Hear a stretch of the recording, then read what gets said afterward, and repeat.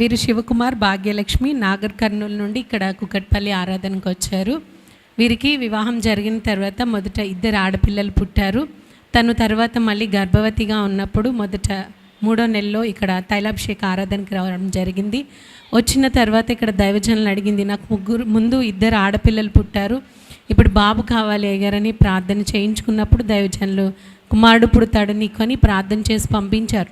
తన గర్భవతిగా ఉండగా వారి ఇంటి దగ్గర అందరూ అంటుండేవారంట, వారి తల్లికి కూడా 2 కుమార్తెలు, నీకు 2 ఆడపిల్లలు పుట్టారు, మళ్ళీ ఇప్పుడు గర్భవతి అయ్యావు, మళ్ళీ ఆడపిల్లే పుడుతుందేమో అని అందరూ అంటుంటే, లేదు దైవజనులు చెప్పారు నాకు కొడుకే పుడతాడని తన విశ్వాసంతో అందరికీ చెప్తూ ఉండేది. అలానే వారు ప్రార్థన కూడా చేసుకున్నారు. ఆ బాబు కడుపులో ఉన్నప్పుడు స్కానింగ్లో తనకి హార్ట్లో హోల్ ఉందని డాక్టర్స్ చెప్పారు. చెప్పినప్పుడు తను తైలాభిషేక ఆరాధనకు వచ్చి దైవజనులతో ప్రార్థన చేయించుకుని ఆరోగ్యంగా కుమారుడు పుట్టాలని ఇక్కడ సాక్ష్యం చెప్పుకోవాలని తను ప్రార్థన చేసి దేవుని యొద్ద తీర్మానం చేసుకున్నప్పుడు దేవుడైతే వారి పట్ల కార్యం చేశాడు. దైవజనులు ప్రార్థన చేసిన విధముగా తనకి కుమారుడు పుట్టాడు.